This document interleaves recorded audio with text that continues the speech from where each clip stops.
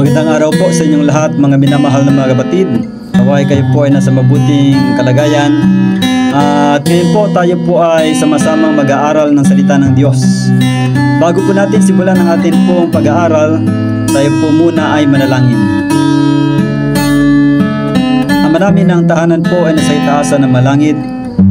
Maraming salamat po sa pagkakataong ito na kami po ay muling makapag-aaral na inyo po mga banal na salita. Naway kami po ay inyong patubayan, bigyan po ng malinaw na kaisipan, at nawa inyong pong banal na espiritu ang patuloy pong magbigay sa amin ng kaunawaan, at nawa yung amin pong matatalakay ay amin pong mapahalagahan at amin pong maisakabuhayan. Ang lahat pong ito ay amin pong dalangin sa pangalan ng Panginoon Jesus. Amen. Mga minamahal na mga kapatid, isang ilustrasyon ang nais kong sa inyo ay ibigay. Kung saan ito po ay kwento ng isang alaga. Ito po ay alaga ni Alexander the Great na pinangalan ng Bucephalus. Kaya nga, yun pong pagpapaamo dito kay Bucephalus ang ating tutunghayan. Mayroon pong isang negosyante na lumapit sa ama ni Alexander the Great. At siya po ay mayroong dalang kabayo. At ibinibenta niya yung kabayong yon kay King Philip ng Macedon. Yun pong ama ni Alexander the Great. At samantalang sila po ay nagkakaroon ng transaksyon tungkol sa bilihan patungkol dun sa kabayo, ay nakita nila na talagang napakailap. Napansin ng hari na ama ni Alexander the Great na talagang mailap itong hayop o itong kabayo na ibinebenta sa kanya. Kaya nga yung negosyante ay gusto rin talagang ibenta yung kabayong yun sapagkat hindi rin niya kayang paamuin. Sinubukan po ng mga sundalo ng ama ni Alexander the Great na paamuin yun pong kabayo, pero sila'y bigo. Talagang tumatalon yung kabayo at nagwawala. Hindi po kayang paamuin ng mga tauhan o sundalo ng ama ni Alexander the Great. Hanggang si Alexander the Great po ay nangantsaw na hindi nila mapaamo yun pong kabayo. Sabi po ni Alexander the Great, sayang daw yung kabayo sapagkat may potensyal hindi lang nakikita ng mga tauhan ng kanyang ama. Kasi i-give up na sana nila yung pagbili. Ibig sabihin ay hindi na sana bibilhin sapagkat hindi nga mapaamo yun pong kabayo, mga kapatid. Hanggang sa narinig ng kanyang ama o narinig ng ama ni Alexander the Great yung kanyang pahayag at sinubukan na paamuin ni Alexander the Great. Nung si Alexander the Great na po, mga kapatid, ang binigyan ng pagkakataon na paamuin po yung kabayo, alam po ba ninyo kung ano ang ginawa ni Alexander the Great? Si Alexander the Great po, mga kapatid, ay dahan-dahang lumapit doon sa mailap na kabayo at nang kanya itong mahawakan sa ulo, kanya pong ibinaling sa araw yun pong kabayo, mga kapatid. Pinatingin niya sa araw yun pong kabayo na mailap. At nang ang kabayo po ay tumingin doon po sa araw, ito po ay biglang kumalma. Maaring kayo nagtataka, bakit kaya yung kabayo ay kumalma nung siya ay tumingin doon po sa araw? Kaya doon natin makikita, mga kapatid, na talagang napaamo po ni Alexander the Great yun pong mailap na kabayo. Bakit kaya umamo yung mailap na kabayo nang ito ay tumingin sa araw? Ang dahilan po, mga kapatid, ay alam ni Alexander the Great kaya nagiging mailap yung kabayo kung bakit mahirap paamuin yung kabayo sapagkat ito'y takot dun sa kanyang anino. Sa tuwing kanyang natatapakan ng kanyang anino, kanyang nasisilayan, siya po'y lalong natatakot, lalo siyang nagwawala. Ano ho? Lalo siyang nagiging mailap.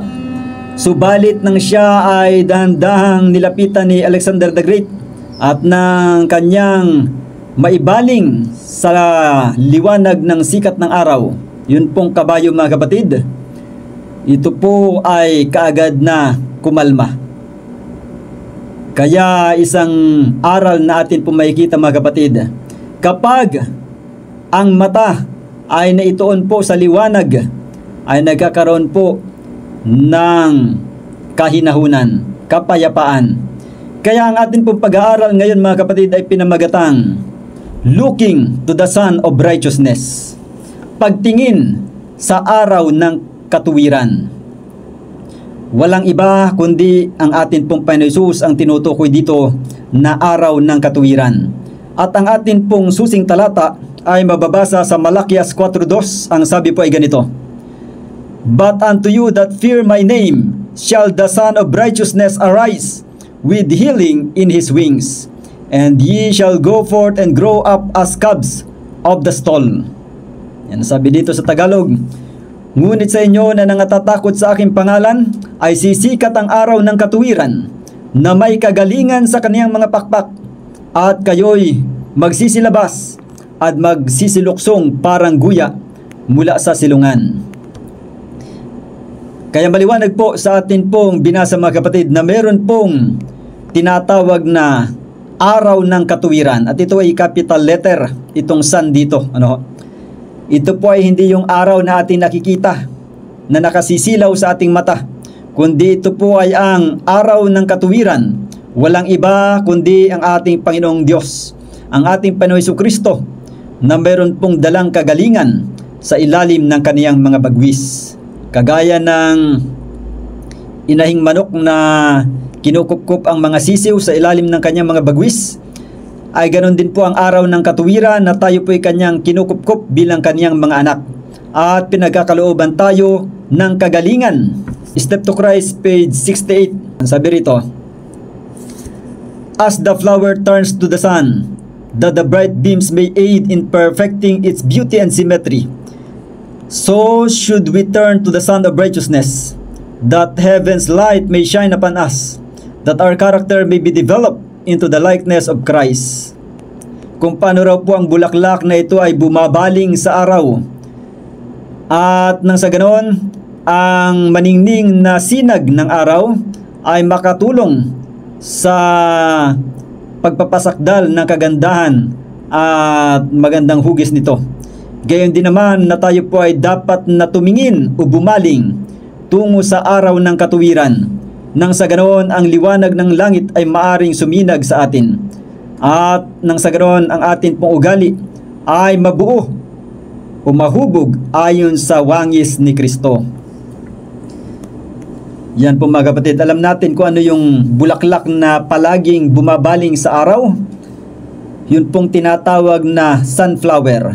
Kaya nga tinawag na sunflower sapagkat kung saan naroon ang araw ay doon po nakabaling ito pong sunflower mga kapatid. Kaya tayo rin po ay ganun din daw ang dapat nating gawin, na tayo po ay palaging bumaling, palagi po nating masdan ang araw ng katuwiran. Atin pong pag-aralan ang kanyang buhay, ang kanyang ugali, nang sa ganon tayo rin po ay mabago ayon po sa kanyang likas. At sa parito sa sunod, sa page 69 ng Step to Christ, many have an idea that they must do some part of the work alone. They have trusted in Christ for the forgiveness of sin, but now they seek by their own efforts to live aright. But every such effort must fail. Jesus says, "Without me ye can do nothing." Our growth in grace, our joy, our usefulness, all depend upon our union with Christ. It is by communion with Him, daily, hourly, by abiding in Him, that we are to grow in grace. He is not only the author, but the finisher of our faith. It is Christ first, and last, and always. He is to be with us, not only at the beginning and the end of our course, but at every step of the way. David says, "I have set the Lord always before me. Because He is at my right hand, I shall not be moved. Quoted from Psalm 16 verse 8. Dito po mga kapatid, sa atin pong binasang ito, ay atin pong natunghayan, atin pong nakita na marami daw po ang mga tao na ang kanilang pananaw o ideya ay kinakailangan nilang gawin ang ilang bahagi ng gawain na sila lang. Sila ay nagtiwala kay Kristo para sa kapatawaran ng kasalanan. Ngunit ngayon ay sinisikap nila na sa pamamagitan ng kanilang sariling mga pagsisikap na sila'y mabuhay ng tama. Kumbaga, iniisip nila na doon sa justification ay yun lang yung gawain ni Kristo. At dito sa pagpapakabanal ay gawain na ng tao sa kanyang sariling lakas. Eh mali po yun mga kapatid. Ang sabi rito, they have trusted in Christ for the forgiveness of sin, but now they seek by their own efforts to live aright. Ayan po mga kapatid, yan po yung maling pananaw. At sabi rito, ngunit ang lahat ng gayong pagsisikap ay tiyak na mabibigo. Kaya nga sabi ng Panginoon Hesus, kung kayo'y hiwalay sa akin, kayo'y walang magagawa. Kaya sabi rito, ang ating paglago sa biyaya, ang ating kagalakan, ang ating pagiging kapakipakinabang, ang lahat ng ito ay nakadepende sa ating pakikiisa kay Kristo. Ito ay sa pamagitan ng komunyon o pakikipagkaisa sa Kanya, oras-oras, araw-araw, sa pamagitan ng ating pagpanatili sa Kanya, na tayo ay lalago sa biyaya.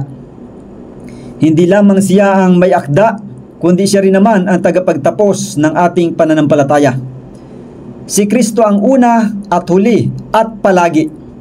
Siya ay dapat nating maging kasama, hindi lamang sa simula at wakas ng ating gawain o paggawa, kundi sa bawat takbang rin naman ng ating paglalakbay. Kaya nga sabi ni Haring David, palagi kong katabi ang Panginoon. Yan, Siya ay nasa aking kanan, hindi ako makikilos. Kaya yan po ang dapat nating tandaan, na sa atin pong pamumuhay bilang Kristiyano ay hindi po natin dapat isipin na tayo ang meron pong kapangyarihan upang maligtas. Huwag nating isipin na ang gawain ng Diyos ay doon lamang sa unang bahagi ng pagliligtas, kundi Siya po ay kasama nating gumagawa sa atin pong pamumuhay bilang Kristiyano. Totoo na sa unang bahagi ng pagliligtas ay ang Diyos po ang Siyang gumawa ng biyayang kaligtasan, pero hindi nangangahulugan na pagkatapos nating tanggapin yung biyaya ng kaligtasan ay tayo magsisikap na sa ating sariling lakas na tayo maligtas. Ang atin pong dapat gawin ay manatili kay Kristo at mamuhay ayon po sa mga katotohanan na atin pong natatanggap mula sa Kanya. At sabi pa rito sa paragraph 2 ng Step to Christ, page 69. Do you ask, how am I to abide in Christ? In the same way as you receive Him at first? Yan po ang sagot, Ang sabi rito, maaring naitatanong ninyo, paano ako maaring manatili kay Kristo? Ang sagot, sa gayon ding paraan kung paanong tinanggap ninyo Siya nung una. Kaya sabi rito, as ye have therefore received Christ Jesus the Lord, so walk ye in Him. The just shall live by faith. Colossians 2 verse 6 and Hebrews 10 verse 38. Ang sabi rito, kung paano tinanggap natin si Kristo, tayo po ay lumakad sa Kanya. Ibig sabihin sa katotohanan, tayo po ay lumakad. Kung paano tinanggap natin ang katotohanan, tayo po ay lumakad rin sa katotohanan. At si Kristo po ay katotohanan. At tayo po ay mabubuhay sa pamagitan ng pananampalataya. At sabi rito, you gave yourself to God to be His holy, to serve and obey Him, and you took Christ as your Savior.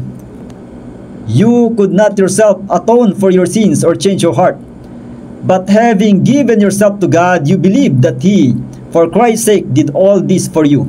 By faith you became Christ, and by faith you are to grow up in Him. By giving and taking, you are to give all, your heart, your will, your service. Give yourself to Him to obey all His requirements, and you must take all Christ, the fullness of all blessing, to abide in your heart, to be your strength, your righteousness, your everlasting helper, to give you power to obey. Kaya sa usapin po ng kaligtasan, mga kapatid, ay ito po ay give and take. Ano po ang ibibigay natin, mga kapatid? Ang sabi rito, sa pamagitan ng panampalataya ay nagiging pag-aari ka ni Kristo. At sa pamagitan ng panampalataya, ikaw ay dapat na lumago na kasama niya. Sa pamagitan ng pagbibigay at ng pagtanggap. So ano itong giving and taking na tinutukoy rito? Ang sabi rito, dapat mong ibigay ang lahat. Ano yung lahat na dapat ibigay? Ang sabi rito, ang iyong puso, ang iyong pag-iisip, ang iyong paglilingkod. Ibigay ang iyong sarili sa Kanya upang sumunod sa lahat ng Kanyang mga ipinag-uutos. Yan, all His requirements. At sabi rito, at dapat mong tanggapin ang lahat. Ano po yung lahat na dapat namang tanggapin? Ang sabi rito, si Kristo ang kapuspusan ng buong pagpapala upang manatili sa inyong puso, upang maging iyong kalakasan, iyong katuwiran, at iyong walang hanggang kaagapay, upang magbigay sa iyo ng kapangyarihan upang sumunod. Kaya tandaan po natin, si Kristo po ay helper natin, kaagapay. Hindi po siya yung alipin. Hindi natin alipin si Kristo na sabihin natin na siya ang gagawa ng lahat para sa atin, na tayo walang bahagi. Hindi po ganon. Hindi po natin slave si Kristo, kundi helper. At tayo po ay dapat makipagtulungan sa ating helper. Yan po, mga kapatid. Ngayon ay atin pong tunghayan itong katanungan na ano ang kadiliman na dapat na maalis sa pamagitan ng araw ng katuwiran, sapagkat ang ating pinag-aaralan ay tungkol po sa araw ng katuwiran. Bakit ba si Kristo ay tinawag na araw ng katuwiran? Ano ba yung kadiliman na nais ni Kristo na mawala? Ganito po ang sinasabi sa 1 John, unang Juan kapitulo 3, talatang 17, 19 hanggang 21. Ang sabi po ay ganito, sapagkat hindi sinugo ng Diyos ang anak sa sanglibutan upang hatulan ang sanglibutan, kundi upang ang sanglibutan ay maligtas sa pamamagitan niya.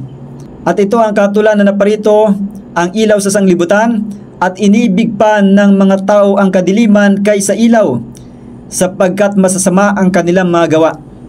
Sapagkat ang bawat isa na gumagawa ng masama ay napupuot sa ilaw, at hindi lumalapit sa ilaw upang huwag masaway ang kaniyang mga gawa. Datapwat ang gumagawa ng katotohanan ay lumalapit sa ilaw upang mahayag na ang kaniyang mga gawa ay ginawa sa Diyos. Ito po, mga kapatid, ang sinasabi rito, na yun pong tinatawag na kadiliman, mga kapatid, na nais ng Panginoong Hesus na mawala sa mundong ito, ay ito po yung paggawa ng masama. Kaya nga sabi sa verse 19, yun pong mga tao ay umibig sa kadiliman kaysa sa liwanag, sapagkat masasama ang kanilang mga gawa. Ibig sabihin, yun pong kadiliman ay ito po yung nakaugnay sa masasamang mga gawa. Hindi yung literal na kadiliman ang tinutukoy dito. Ito po, mga kapatid, ay yung masasamang gawa. Kaya nga sabi rito, deeds or their deeds were evil. Kaya yung mga tao ay inibig pa nila ang kadiliman. At sabi sa verse 20, sapagkat ang bawat isa na gumagawa ng masama ay napupuot sa ilaw. Dito po sa Step to Christ page 13, ang sabi ganito, God permitted His beloved Son, full of grace and truth, to come from a world of indescribable glory to a world marred and blighted with sin, darkened with the shadow of death and the curse. Ang sanglibutang ito daw po, mga kapatid, ay nadungisan ng kasalanan at pinadilim ng anino ng kamatayan at sumpa. Kaya po ang kalagayan ng sanlibutan ito, na kung saan ang mga tao ay mga naghihimagsik. Ngunit ang atin pong Panginoon Hesus ay nagdala ng liwanag ng kaluwalhatian na hindi natin mailarawan. At sabi rito, every soul is precious in His sight, for God so loved the world, even in its blackness and disobedience, even with a heavy shadow of sin, and Satan upon it, that He gave His only begotten Son, that whosoever believeth in Him should not perish, but have everlasting life. Yan po ang sinasabi dito sa Letters and Manuscripts, Volume 9, Manuscript 32, Series A, 1894, Paragraph 9, na kung saan yung kadiliman na bumabalot sa mundong ito ay meron po itong kasamang pagsuway. At yun pong tinatawag nga na mabigat na anino ng kasalanan. Yan po mga kapatid ang kalagayan ng daigdig na ito na nababalot ng kadiliman at pagsuway. Kaya yan po ang inaalis ng Panginoon Hesus sa pamagitan ng pagliwanag niya sa mundong ito. At sa parito sa Review and Herald, August 25, 1891, paragraph 4, palaging sinisikap ni Satanas na magwasak. Siya ay palaging naglalagay ng kanyang masamang anino o yung maka-impyernong anino sa pagitan ng ating mga kaluluwa at ng liwanag ng katuwiran at ng liwanag ng araw ng katuwiran. Ibig sabihin ay hinahadlagan po ni Satanas na ang liwanag ng katuwiran ay suminag sa atin, kaya nga't kanyang tinatakpan tayo ng anino na kanyang kagagawan. Ano yung mga anino na yan na tinutukoy? Ang sabi rito, when you talk about doubts and distrust your Heavenly Father's love, Satan comes in and deepens the impression, and that which was only a shadow is made the blackness of despair. Your only hope is to cease talking darkness. And kapag, sabi rito, kapag ikaw ay nagsasalita tungkol sa mga pag-aalinlangan at pagwawalang sabi rito, at hindi pagtitiwala sa iyong makalangit na Ama o sa pag-ibig ng iyong makalangit na Ama, si Satanas ay dumarating at kanyang pinalalalim yun pong iyong pananaw. At sabi rito, at yung iyong iniisip na anino lamang ay nagiging makapal na kadiliman ng pagkasipahayo o panglulupaypay. Kaya ang sabi rito, ang iyong tanging pag-asa ay huminto sa pagsasalita tungkol sa kadiliman. Ano yung kadiliman na tinutukoy dito mga kapatid? Yun pong mga kabiguan, yung mga naranasan natin sa buhay na hindi maganda, ay hindi po natin dapat na palaging ulit-ulitin na para bang yun ang humahadlang sa atin na masinagan tayo ng liwanag mula sa araw ng katuwiran. At sabi rito, there is no need for you to despair. Look away past the hellish shadow of Satan and open your heart to the bright rays of the Sun of Righteousness. Only trust your loving, compassionate Savior. His grace is sufficient for you. His strength is made perfect in your weakness. Ito po mga kapatid ang sinasabi rito, na hindi po natin kinakailangang manglupaypay o mawalan ng pag-asa. Huwag daw nating tingnan yun pong masamang anino ni Satanas.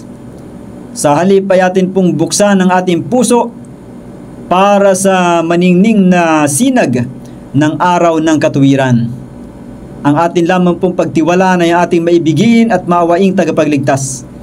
Ang kanyang biyaya ay sapat para sa atin, at ang kanyang kalakasan ay napapasakdal sa atin pong kahinaan. Kaya ang atin pong Panginoong Hesus ang atin pong tanging pag-asa mga kapatid. siya ang araw ng katuwiran. At meron niyang karanasan si Ellen White at ang kanyang mga kasamahan na sila raw ay naglakbay doon sa papunta sila sa Russell Harbor. Samantalang sila ay patungo roon sa Russell Harbor, ay sila po ay meron pong nadaanan na lugar kung saan ay maraming bundok na nakapalibot. At sa kanilang paglalakbay, sila po ay nakasakay sa bangka, mga kapatid. Talagang yung lugar na kanilang dinaanan ay napapalibutan ng mga bundok. At sabi rito, tila ba yung lugar pala na yun ay hanggang doon na lamang ang kanilang paglalakbay kasi maraming ang mga bundok. Pero samantalang sila papalapit doon sa Russell, ang sabi rito, in approaching Russell, there were islands of rocks, and on the sides of the rocks were trees and vegetation growing very high up. As we thought we were going straight into harbor, the anchor was cast, for a fog had settled down upon us. The captain said, "We are caught in a fog, and I will not run any risk, for the peril may involve the boat and passengers." And we honored his judgment. Samantalang nagbabangka po si na Ellen White at yun pong kapitan ng bangka, at marami pang mga kasamahan sila sa paglalakbay. Nung papalapit na sila dun sa Russell Harbor, ay marami pong mga bundok na nasa palibot nung katubigan kung saan ay patungo dun sa Russell Harbor. At kung iisipin ay parang hanggang doon na nga lang ang kanilang paglalakbay. Parang hindi na sila makapagpapatuloy.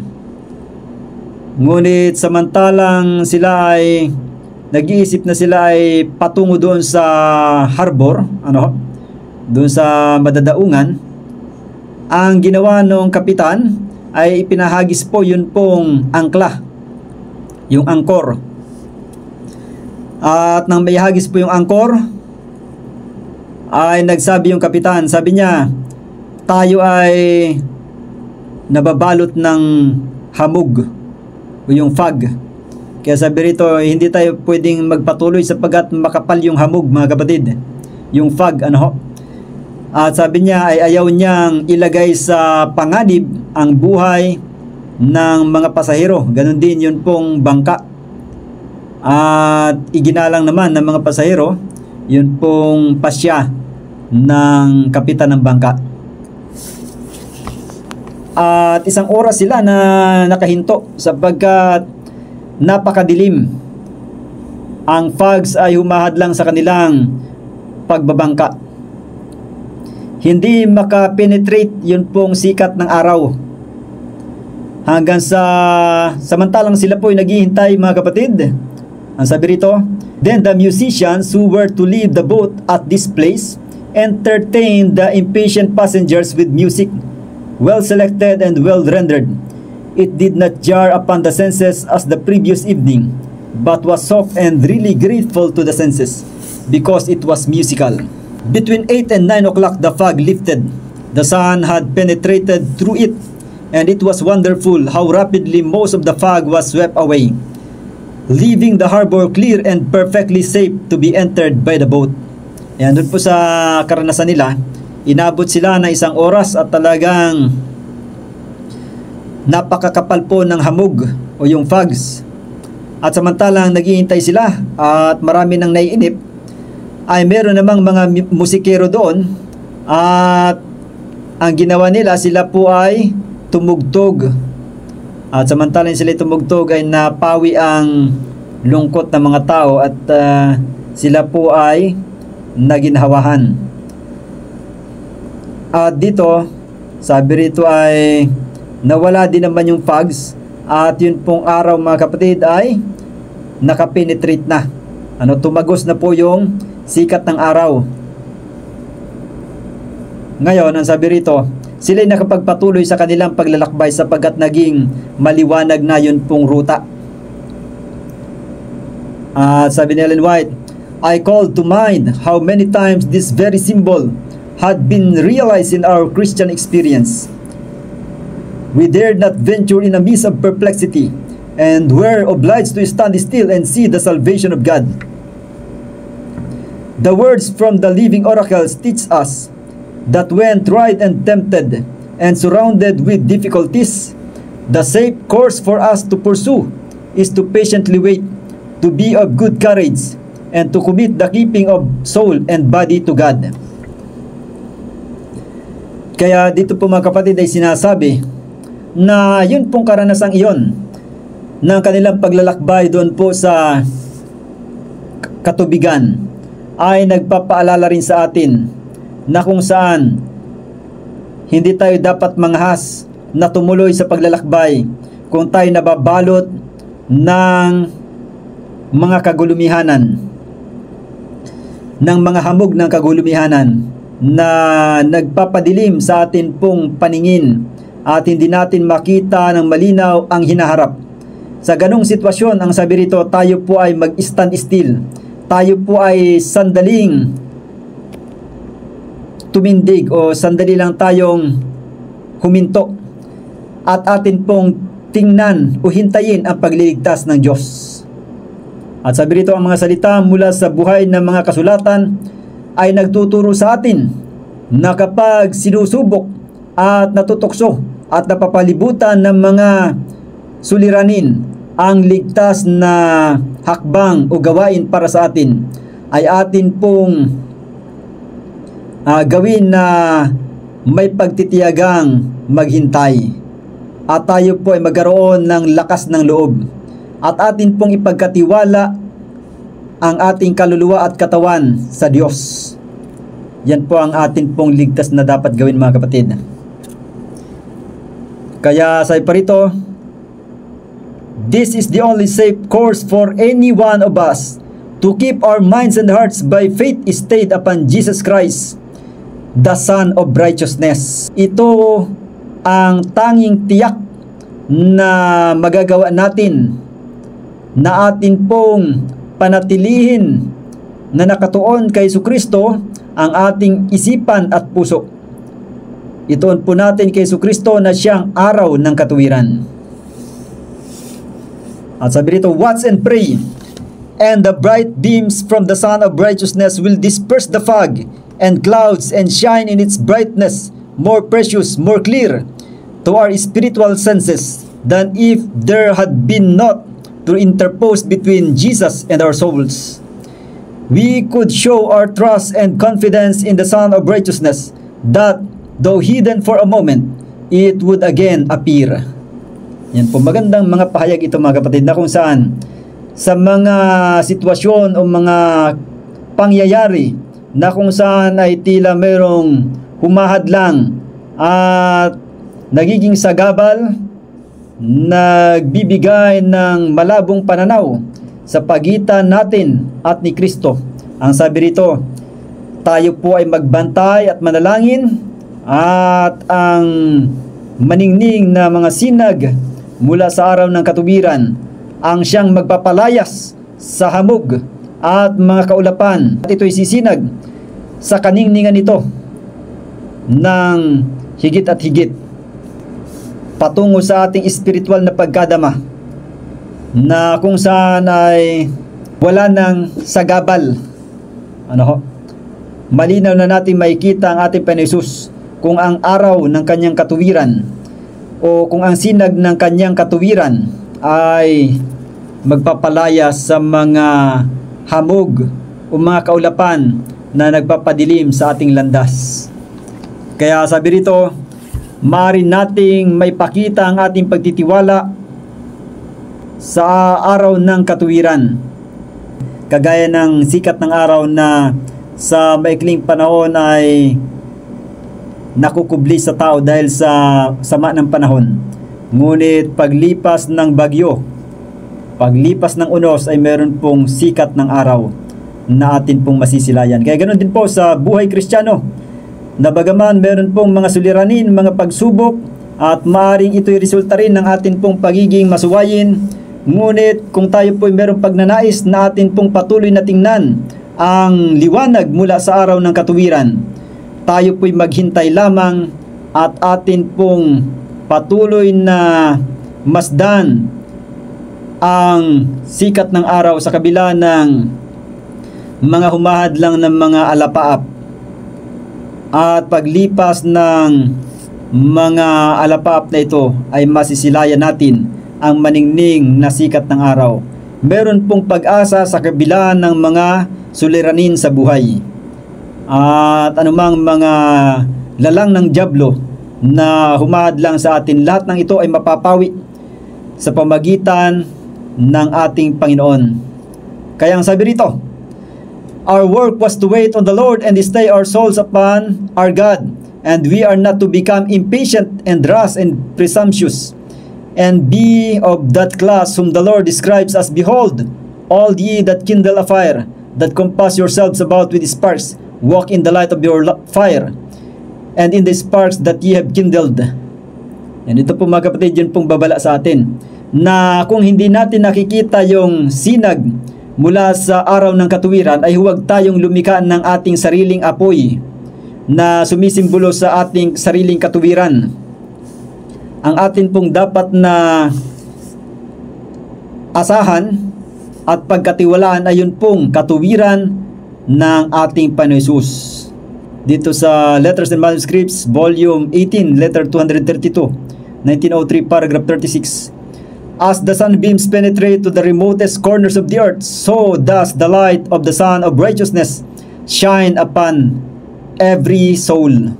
Dito po mga kapatid ay sinasabi na kung paano yung sikat ng araw po ay tumatago sa kasulok-sulukan o malayong mga dako ng sanglibutan o ng lupang ito, ay gayon din po ang liwanag ng araw ng katuwiran, na ito po ay sisinag sa bawat kaluluwa.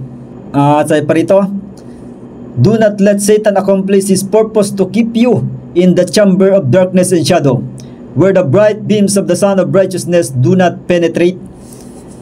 Bagaman ang liwanag po ng araw mga kapatid ay ito ay talagang sumisinag sa buong mundo, ayon sa bahagi ng daigdig na nakaharap sa araw. Ngunit sinasabi rito, huwag hayaan na isagawa ni Satanas ang kanyang layunin na panatilihin kayo sa silid ng kadiliman at anino, kung saan ay walang maningning na sinag ng araw ng katuwiran. Ayan po mga kapatid. Kaya ibig sabihin, dapat po tayong lumabas mula dun sa ating mga kalumbayan, mga kagulumihanan, mga pagkasiphayo o mga panglulupaypay, at atin pong tingnan, atin pong hintayin ng sinag ng araw ng katuwiran ay suminag sa bawat isa sa atin. At sa parito, dwelling in the darkness, your beliefs will be tinged with gloom and your hopes buried in the night. The Lord bids you look up, saying, O God, here I am. Do unto me as seemeth good to thee. Use me in thy service. I will no longer make my life an affliction to myself and to others. I will not shun the cross or refuse to take up the work that thou hast bidden me do. I am thine. I will no longer sit in sackcloth and ashes. I will come out of the darkened chamber of death into the upper room, which is filled with the bright beams of the Sun of Righteousness. Yan po ang sinasabi rito sa Signs of the Times, February 14, 1906, paragraph 8. Na kung saan ay huwag po nating hayaan na tayo po ay ikulong ni Satanas sa silid ng kadiliman at anino. Sa halip ay tayo po'y lumabas mula roon at atin pong silayan ang liwanag ng araw ng katuwiran. Kaya sa panahon na tayo po'y nalulumbay, nalulungkot, na wala ng pag-asa, ng lulupaypay sa panampalataya, tayo po ay magkaroon ng buong desisyon, buong pagpapasya, na bagaman tayo mahina at nababalot ng kadiliman, ngunit tayo po'y dapat na humarap sa araw ng katuwiran na siyang magbibigay sa atin ng panibagong pag-asa, bagong buhay at bagong lakas, panibagong sigla sa buhay Kristiyano. At sabi pa rito sa Step to Christ, page 71, paragraph 2, When the mind dwells upon self, it is turned away from Christ, the source of strength and life. Kapag ang isipan daw po ay nakatuon sa sarili, ito ay nailalayo mula kay Kristo, na siyang pinagmumulan ng lakas at buhay. Kaya dito mga kapatid, yun pong sinasabi rito na naglalayo mula kay Kristo. Kapag tayo tumitingin sa ating sarili, ay atin pong makikita sa ating sarili yung mga kabiguan sapagkat tayo hindi sakdal. Tayo mga makasalanan. Kaya kung tayo titingin sa ating sarili, ay mababalot tayo ng kadiliman at hindi natin masisilayan ang maliwanag na katuwiran ng ating Panginoon Hesus. Kaya sa parito, kaya ito ang patuloy na pagsisikap ni Satanas na ilayo ang ating atensyon mula sa ating tagapagligtas at sa gayon ay kanyang mahadlangan ang pakikipagkaisa ng kaluluwa kay Kristo. Ang mga kalayawan ng sanglibutan, ang mga alalahanin sa buhay, ang mga kagulumihanan at mga kalungkutan at maging ang mga kamalian ng iba o kapintasan ng iba at maging ang iyong sariling mga kapintasan o mga kamalian. Ang sabi rito, sa alinman o sa lahat ng mga ito ay sinisikap ni Satanas na ituon ang ating isipan nang sa ganoon ay mailayo tayo mula sa ating Panginoon. Kaya sabi rito, do not be misled by his devices. Yan, huwag po tayo magpaligaw sa mga pakana ni Satanas. Bagaman tayo ay mga mahihina, mga makasalanan, subalit hindi po tayo dapat na doon magbigay ng pagtutuon ng pansin, kundi tayo po ay tumingin sa ating Panginoon. Kaya sabi rito, many who are really conscientious and who desire to live for God, he too often leads to dwell upon their own faults and weaknesses, and thus by separating them from Christ, he hopes to gain the victory. We should not make self the center and indulge anxiety and fear as to whether we shall be saved. All this turns the soul away from the source of our strength. Commit the keeping of your soul to God and trust in Him. Talk and think of Jesus. Let self be lost in Him. Put away all doubt and dismiss your fears. Kaya maganda po ang sinasabi sa passage nito mga kapatid. Sa Step to Christ, page 71, paragraph 2, na kung saan ay huwag po tayong mamalagi sa ating mga kapintasan, mga kamalian, mga kahinaan. Sa halip ay tayo po'y tumingin sa ating Panginoon. Huwag nating problemahin ang ating sarili. Huwag tayong magulumihanan at matakot kung tayo ba'y ligtas. Sapagkat kung atin pong gagawin iyon na tayo mababalot ng takot at kagulumihanan, ang lahat ng ito ay maglalayo sa atin mula kay Kristo. Sapagkat kung tayo titingin lamang sa ating sarili, ay makikita natin ang ating pagiging makasalanan at hindi karapat-dapat sa harapan ng Diyos. Kaya sa kabila ng atin pong pagkakilala sa ating sarili, nabatid natin tayo mga mahihina at makasalanan, gayon pa man ay dapat po tayong tumingin sa araw ng katuwiran na walang iba kundi ang ating Panginoon Hesus, na sa Kanya ay makikita natin ang kasakdalan, walang kapintasan. Kaya nga ang atin pong pag-asa ay dapat nating iukol sa ating Panginoon. Ipagkatiwala natin sa Kanya ang pag-iingat sa ating kaluluwa. Kaya nga sabi dito, talk and think of Jesus. Let self be lost in Him. Yan po. Tayo po ay dapat na mag-usap at dapat nating isipin si Panginoon Hesus at hayaang ang sarili ay mawala sa Kanya. Yan, ibig sabihin po ay ang atin pong palaging dapat na pagtuunan ng pansin ay ang ating Panginoon Hesus, hindi po ang ating sarili. Kaya nga maging sa karanasan ni Apostol Pedro, nung siya po ay lumakad sa dagat nang kanyang makita si Panginoon Hesus. Kasi ang sabi ng Panginoon Hesus, ako ito. Kasi nung una, akala nila ay merong espiritong naglalakad sa tubig. Pero ang sabi ng Panginoon Hesus, huwag kayong matakot, ako ito. Si Pedro po ay talagang lumakad rin sa tubig, dala ng kanyang pananampalataya. At bagaman si Pedro po ay mayroong pananampalataya at nakahakbang rin, samantalang siya nakatingin sa ating Panginoon Hesus, Subalit nang siya'y tumingin sa kanyang sarili, matapos na mayroong alon na dumating, nang siya'y tumingin na sa kanyang sarili, unti-unti siyang lumulubog, mga kapatid. At hanggang sa siya'y muling tumingin sa ating Panginoon Jesus paglipas ng alon, at siya'y muling lumutang. Kaya doon po natin makikita, mga kapatid, na kapag tayo titingin sa ating sarili, tayo po ay unti-unting lulubog. Ngunit samantalang tayo nakatingin sa ating Panginoon Jesus na siyang araw ng katuwiran, tayo po ay kanyang patuloy na iaangat mula sa atin pong kaabahan patungo sa kanyang kagilagilalas na kalulahtian.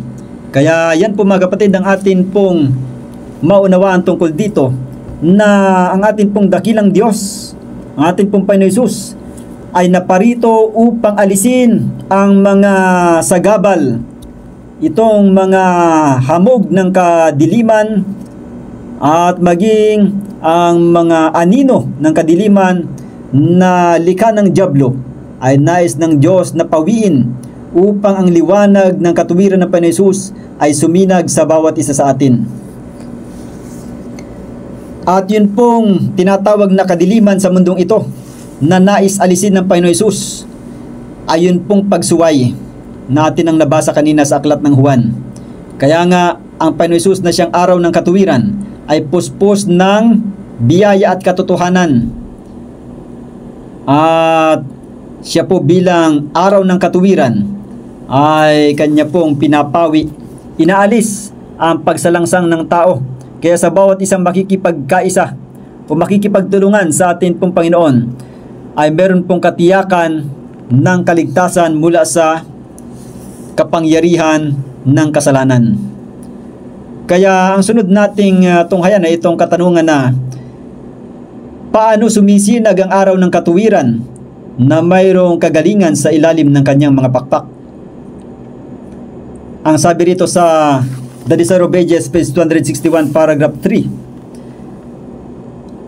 The Son of Righteousness did not burst upon the world in splendor, to dazzle the senses with His glory. It is written of Christ, His going forth is prepared as the morning.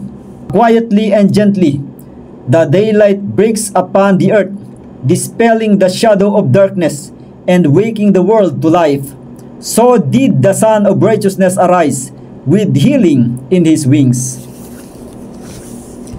So yun pong pamamaraan ng pagsinag ng araw ng katuwiran, mga kapatid, ay inihalin tulad rin po sa natural na araw na kung paanong ito'y dahan-dahang sumisinag mula sa madaling araw hanggang sa katanghaliang tapat, ay gayon din po na ang ating Panginoon Jesus ay sumisinag sa ating sanglibutan ito.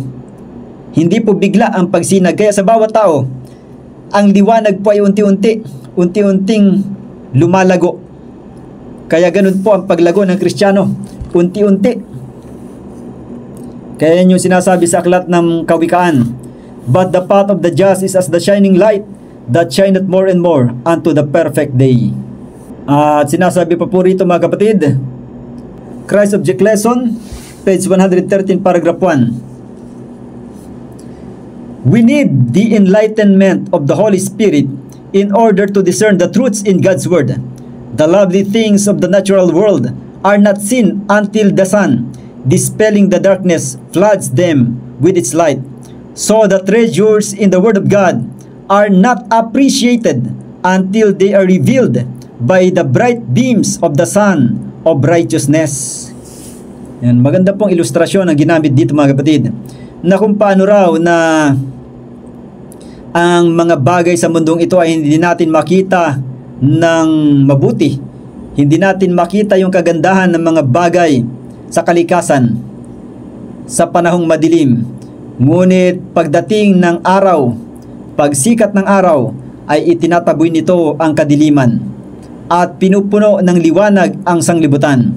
Kaya gayon din na atin pong makikita ang mga katotohanan, ang mga kayamanan mula sa salita ng Diyos. Makikita po natin ang mga ito kung ito po ihahayag ng araw ng katuwiran. At batid natin, alam natin ng ating Panginoon Jesus ay liwanag ng sanglibutan ito. At bilang siya po'y liwanag Ang liwanag po mga kapatid ay nagpapatuloy kung ito'y merong supply na langis. At ang langis po mga kapatid ay sumisimbolo sa banal na espiritu. Kaya nga sabi rito, we need the enlightenment of the Holy Spirit in order to discern the truths in God's Word.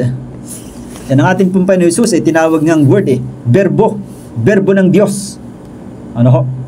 Sa Apokalipsis 19, talatang 13, ang Panginoon Jesus po ay tinawag na ang verbo ng Diyos. At gayon din sa Juan 1, talatang 1 hanggang 3, siya yung verbo, nagkatawang tao ang verbo. Yan, yun pong verbo, yung word, ang salita ng Diyos, yung kanyang mismong salita, ang banal na kasulatan, ito po ay salita ng Diyos. At sabi sa Psalms 119:105, ang salita mo ay ilawan sa aking mga paa at liwanag sa aking mga landas. Kaya si Panginoon Jesus po ay liwanag. Siya po ay salita ng katotohanan. At ang kanyang salita na nasa banal na kasulatan, ito po ay nagbibigay liwanag sa sangkatauhan. Ang kinakailangan lamang po natin ay ang enlightenment o pagbibigay liwanag ng banal na espiritu, sapagkat ang banal na espiritu ay siyang sumisimbolo sa langis. Ngayon ay atin pong tunghayan naman ang panghuling katanungan dito sa ating pag-aaral. Bakit kailangan natin na taglayin din yung liwanag mula sa araw ng katuwiran? Why do we need to reflect the light from the Sun of Righteousness? Yan kagaya ng araw, kagaya ng buwan at bituin na humihiram lamang ng kanilang liwanag mula sa araw, ay gayon din po na tayo ay dapat rin magningning at taglayin po ang liwanag ng ating Panginoon Jesus. Bakit po mahalaga ito mga kapatid? Ang sabi rito sa Letters and Manuscripts, Volume 24, Letter 54, 1909, Paragraph 6. All heaven is inviting us to receive the bright beams of the Sun of Righteousness into our lives. If we will talk faith and hope and courage, our souls will be strengthened, and our hope and courage and faith will increase. Let us seek this great gift of the Sun of Righteousness, that it may shine forth in our lives to others. Yan, ito po mga kapatid ay napagandang pahayag na kung saan ay inaanyayahan po tayo ng buong langit na tanggapin ang maningning na mga sinag ng araw ng katuwiran sa ating buhay. At kung atin pong pag-uusapan ang tungkol sa pananampalataya at pag-asa at lakas ng loob, ang ating mga kaluluwa ay mapapasigla o mapapalakas. At ang ating pag-asa at lakas ng loob at pananampalataya ay lalago. Ating hanapin ang dakilang kaloob na ito ng araw ng katuwiran upang ito ay magningning sa ating mga buhay patungo sa iba. Kapag tayo po ay tumanggap ng liwanag mula sa araw ng katuwiran, ito po ay magniningning sa atin at makikita rin ng iba. Kaya magkakaroon tayo ng impluensya sa iba. Kaya po ang dahilan kung bakit kailangan nating mag-reflect ng liwanag mula sa araw ng katuwiran, na tayo mismo ay naililigtas. At gayon din ang mga taong atin na kasalamuha ay magkakaroon din ng kaligtasan sa pamagitan ng liwanag na nagre-reflect sa atin mula sa araw ng katuwiran. Kaya sabi pa rito sa Letters and Manuscripts, Volume 12, Manuscript 147, 1897, Paragraph 40, sinners must be saved by the light reflected from the church by the ministry of the word. Through God's obedient, loyal, commandment-keeping people, sinners are to behold the Sun of Righteousness. Yan ang sabi rito, ang mga makasalanan ay kinakailangan mailigtas sa pamagitan ng liwanag na kumikinang mula sa iglesia, sa pamagitan ng ministeryo ng berbo, sa pamagitan ng masunurin, tapat na mga tao na sumusunod sa utos ng Diyos. Ang mga makasalanan ay maaring makatingin sa araw ng katuwiran. Kaya sabi rito sa Matthew 5 verse 14, ye are the light of the world. Sabi niya, kayo ang ilaw ng sanglibutan. Kayo ang liwanag ng sanglibutan. Yung mga alagad po ito mga kapatid. Kaya sabi rito, as light bearers, you are to reflect the rays of the Son of Righteousness to the world. Yan, kaya bilang mga tagapagdala ng liwanag, ay dapat pong magningning sa atin ang liwanag mula sa ating Panginoon, nang ito po ay masilayan din ng sanglibutan. Tayo po ay minamasdan ng sanglibutan, sabi rito. God's people should now receive the light and diffuse it. They need not try to shine, but they will shine if their hearts and minds are enlightened by the Son of Righteousness. So magandang pahayag po ito mga kapatid, na hindi po dapat nasikapin ng mga anak ng Diyos na magliwanag. Hindi tayo yung mag-exert ng effort para tayo yung magliwanag. Ano po ang dapat natin gawin? Ang sabi rito, subalit sila ay magliliwanag kung ang kanilang mga puso at isipan ay naliliwanagan ng araw ng katuwiran.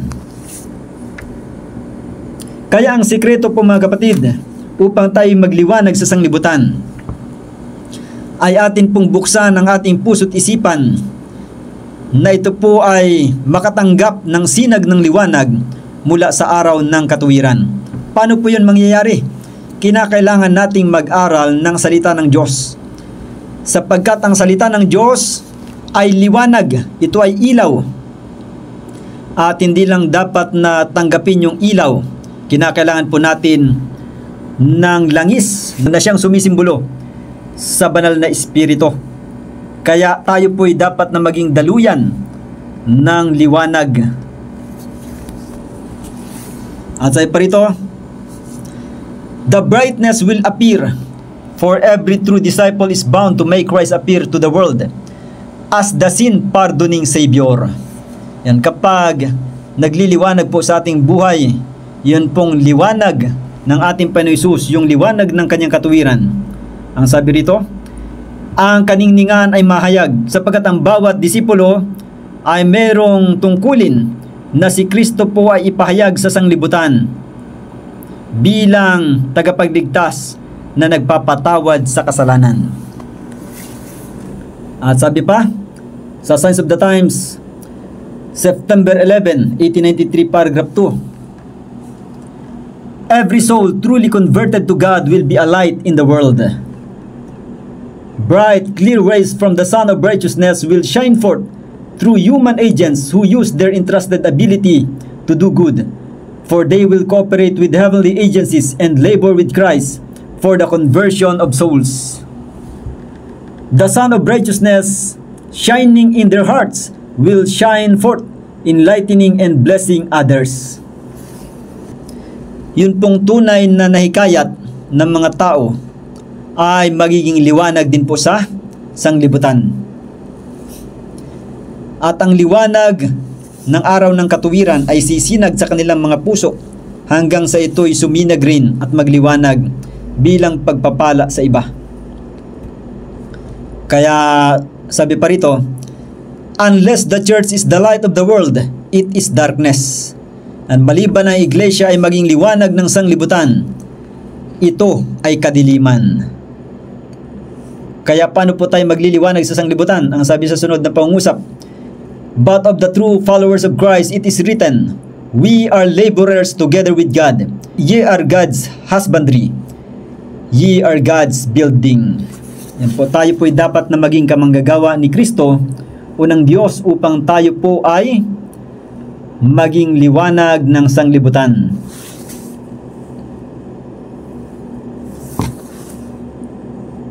Ngayon ay dapat po nating tandaan na hindi po tayo yung magliliwanag sa pamagitan ng ating sariling pagsisikap. Yung sinasabing kindling your own fire. Hindi tayo yung magpapaningas ng apoy. Nakagaya doon sa sanktuaryo, yung sina Nadab and Abihu, nagsindi sila ng apoy. Bawal yon. Kinakailangan yung natural na apoy mula sa Panginoon ang susunog doon sa handog. Nagsindi itong sina Nadab and Abihu. Kaya ano pong nangyari, sila'y pinatay ng Diyos. yun po'y sumisimbolo sa kanilang sariling katuwiran, yung pagpapaningas ng apoy. Dapat po nating asahan at sampalatayanan ay ang liwanag mula sa araw ng katuwiran, hindi po yung ating sariling katuwiran. Kahit na anong mabubuting gawa nating gawin, kung ito po ay hiwalay sa araw ng katuwiran, ito po ay hindi sapat upang tayo po'y magkaroon ng kaligtasan. Kaya ang atin pong dapat na sampalatayanan ay ang liwanag ng ating Panginoon Hesus na siyang araw ng katuwiran. At kung tayo po'y palagi nakatingin sa ating Panginoon Hesus, bilang siyang araw ng katuwiran, ano po ang mangyayari mga kapatid? Ang sabi rito sa Review and Herald, May 30, 1882, if we believe in Jesus, we will love to think of Him, love to talk of Him, love to pray to Him. He is supreme in our affections. We love that which Christ loves and hate that which Christ hates. Yan po, kapag tayo po ay palaging nakatingin sa ating Panginoon Hesus sa pamagitan ng pananampalataya, ay mababago tayo ayon sa atin pong pagtingin. Yung minamahal o yung gusto ni Kristo ay siya na rin nating magugustuhan. Yung kinamumuhian o kinapupuutan ni Kristo ay siya nating kapupuutan. Kaya yung ugali ni Kristo ay atin rin pong tataglayin. Yan po mga kapatid. Kaya dapat po natin itong isaisip na upang tayo mabago ay palagi po tayong titingin kay Kristo, hindi po sa ating sarili, hindi rin sa ating kapwa, sapagkat tayo mismo at ang ating kapwa ay mga makasalanan, nagkakamali. Ang atin pong sakdal na dapat tingnan ay walang iba kundi ang ating Panginoon Hesus.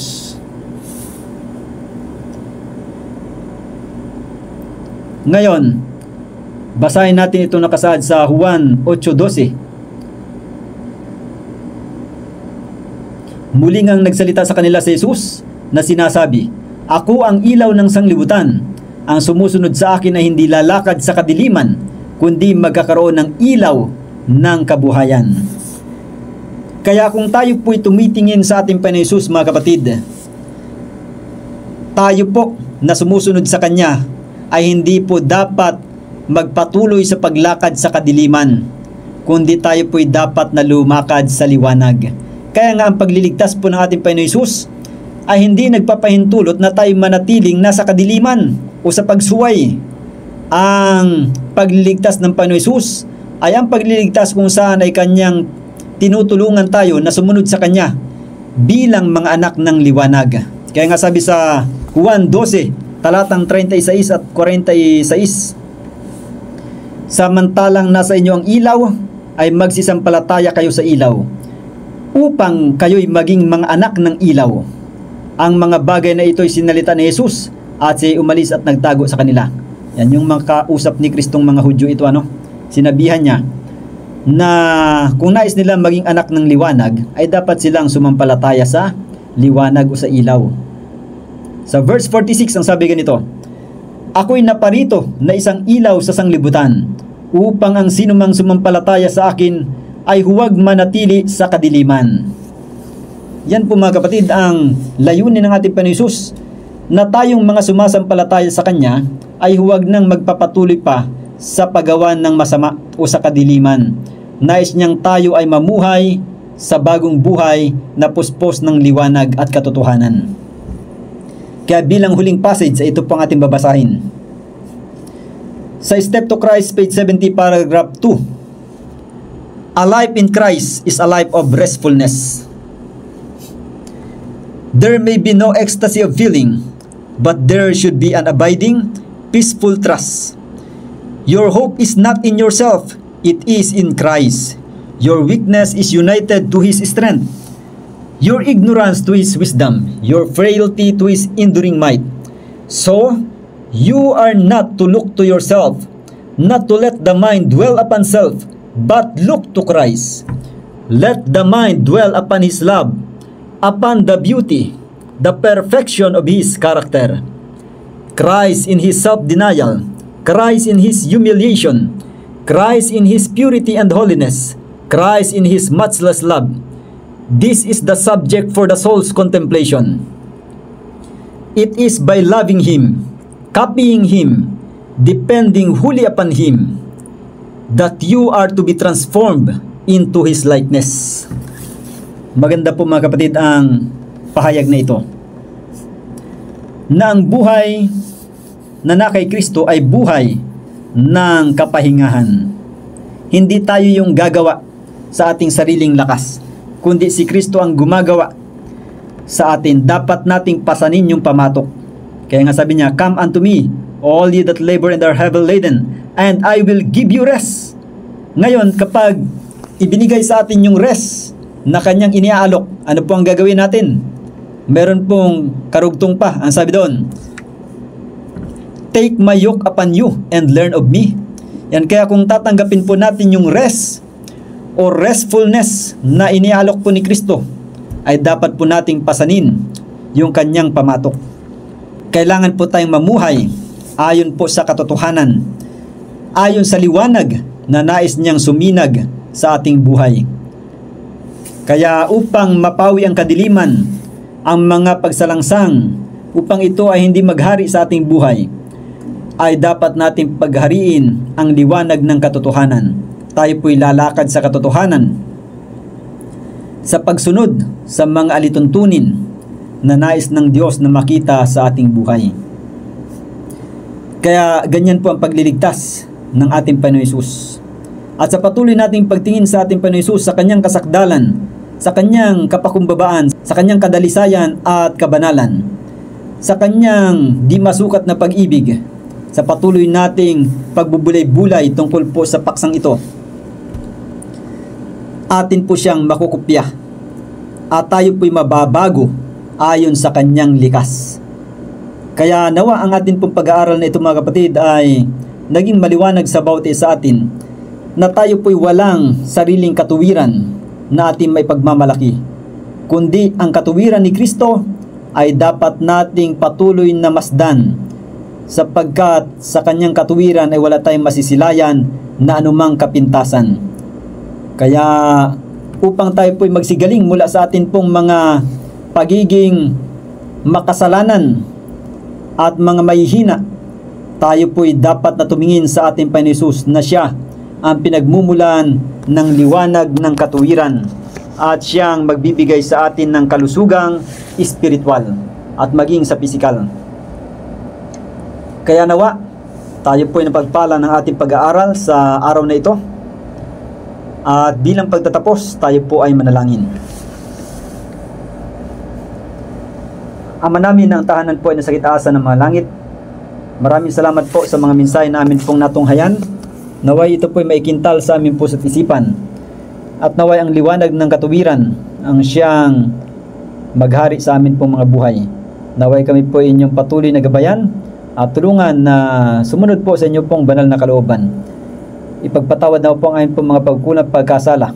Ang lahat pong ito ay amin pong dalangin sa pangalan ng Panginoon Hesus. Amen. Maraming salamat po sa inyong pakikinig mga minamahal na mga kapatid. At yan po ay pansamantalang magpapaalam ang inyong lingkod. Atin pong ibalik ang papuri at pasalamat sa atin pong Panginoon.